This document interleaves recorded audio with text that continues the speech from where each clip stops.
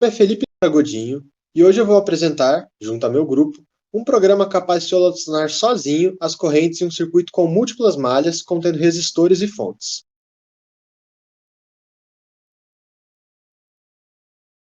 Ao longo da apresentação, iremos discorrer sobre como idealizamos e fizemos o programa, seu layout, código-fonte e também demonstraremos ao final sua funcionalidade na prática. Inicialmente, vou falar um pouco sobre o que fizemos. O objetivo inicial do nosso software era de resolver correntes de malha em um circuito elétrico através de um programa, o qual foi idealizado e posteriormente montado em linguagem de programação Java, que por sua vez se demonstrou excelente para atingirmos uma maior eficiência na execução do programa, devido ao estilo da linguagem e de boas práticas de programação utilizadas. Ademais, foi utilizada a biblioteca JOptionPane, que permitiu a maior acessibilidade e uma interação mais compreensível para o usuário final. Contudo, também tivemos alguns obstáculos que, ao longo do caminho, dificultaram a formulação de um código funcional. Entre eles, trabalhar com as correntes compartilhadas e implementar um sistema linear.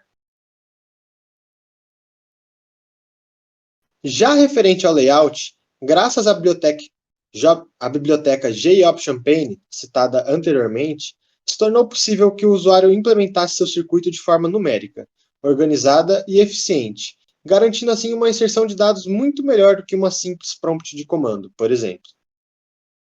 Passo agora a palavra para Carlos Belfante Neto, que vai falar um pouco mais sobre o nosso código-fonte. Carlos.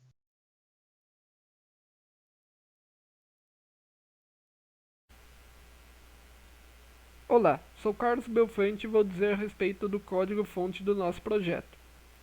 Primeiramente, apresento a estrutura do código. Como pode ser visto, essa parte apresenta as etapas em que o código foi desenvolvido, desde sua função principal até as adjacentes, ao qual elas juntas compõem o código final para que esteja funcional. A partir de agora, vou dividir a explicação de como o código lê as informações e executa em três etapas, a partir da fonte, das malhas e dos resistores. A das fontes, primeiramente, declaramos uma variável nome, ao qual serve para identificar se a fonte é compartilhada quando se lê os dados introduzidos pelo usuário. E também declaramos em seguida uma variável para colocar o valor da fonte, também introduzido pelo próprio usuário. Vale ressaltar que tanto a fonte, o resistor e as malhas possuem encapsulamento de dados, ao qual possui uma ocultação de informação, onde pode ser visto na parte do private float valor. O encapsulamento ele também serve não apenas para ocultar informações, mas também para uma programação orientada a objetos. Já nas malhas, fazemos o mesmo processo que foi feito com a fonte. Ocorre a declaração de variáveis e encapsulamento de dados. Porém, nessa parte ocorre também o cálculo das fontes e dos resistores, a qual é feito e distinguido cada resistor e cada fonte para sua malha correta. O cálculo você pode ver nessa parte direita aqui do slide, onde faz a soma das fontes e as somas dos resistores.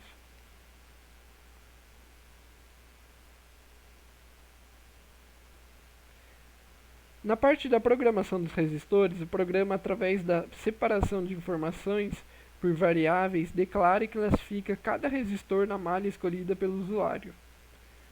Nessa imagem da direita está a etapa da interface em que o usuário vê e interage. É a partir dela, na verdade, que o usuário ele consegue interagir com o programa. Isso você ficará mais claro quando o programa for executado. É onde você coloca as informações do circuito que ele quer que seja calculado.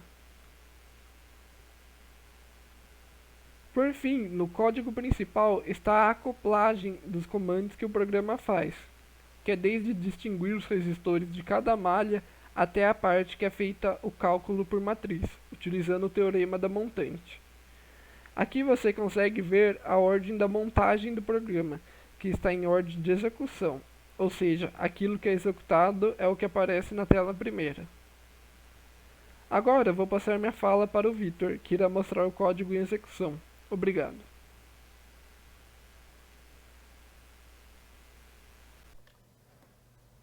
Oi, meu nome é Victor Gomes Campos e agora eu vou começar o teste prático do nosso programa. Vou começar aqui executando então. E primeiro o nosso programa ele dá uma tela de bem-vindo, colocando o nome dos integrantes do grupo. Depois disso, ele vai pedir todos os resistores que compõem o circuito como um todo. Então, esse circuito que a gente pegou, ele possui 8 resistores, sendo... Eu vou colocar os valores aqui dele direto, tá bom? Vai ser 1 de 2, 3, 2, 2, 2, 3, 2 e 3. Então no final ficou assim, ó, ficou os resistores com esses nomes e com esses valores. Agora eu vou passar para as fontes. Ele vai perguntar quantas fontes tem o circuito. O circuito ele possui 3 fontes, sendo a F1 com 5, a F2 com 5 e a F3 com 4 volts. Aqui no final ele mostra todas as fontes. Agora ele vai perguntar quantas malhas tem esse circuito. Esse circuito que a gente pegou em questão, ele tem 3 malhas. Sendo que na M1 ele vai perguntar quantos resistores possui nessa malha. Nessa malha ela possui 3 resistores. Aqui ele vai perguntar o nome dos resistores. R1, R2 e R3. É importante falar que, né, esses nomes de resistores que a gente coloca dentro da malha, ele serve para que o programa consiga saber qual malha compartilha o resistor com outra malha. Serve exclusivamente para isso.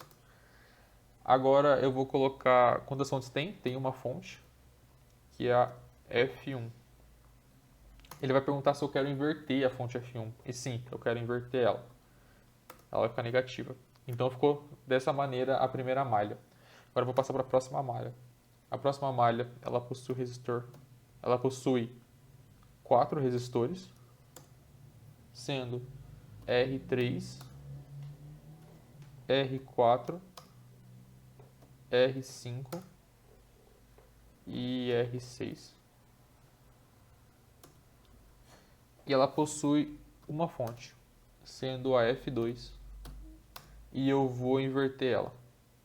Então, no final das contas, a M2, a malha 2, ela ficou desta forma. Agora eu vou passar para a M3. A M3 ela possui 3 resistores, sendo R5,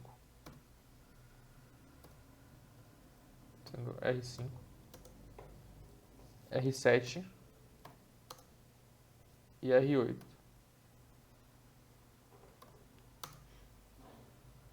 E ela possui 2 fontes, sendo F2, eu não vou inverter a F2, e a F3. E eu vou inverter a F3. Então no final, a M3 ela ficou dessa maneira. Depois disso, ele dá um panorama geral de todas as malhas que a gente inseriu aqui. E quando eu dou OK, ele mostra todas as correntes que ele calculou.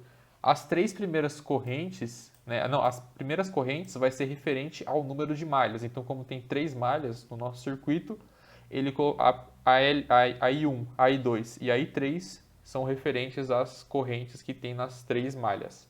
Já a I4 e a I5 se trata da intersecção entre, por exemplo, a malha 2 e a malha 1, vai dar o I4, e a intersecção entre a malha 3 e a malha 2 vai dar a corrente 5. Então, este é o nosso programa. Obrigado por assistir a nossa apresentação. E é isso.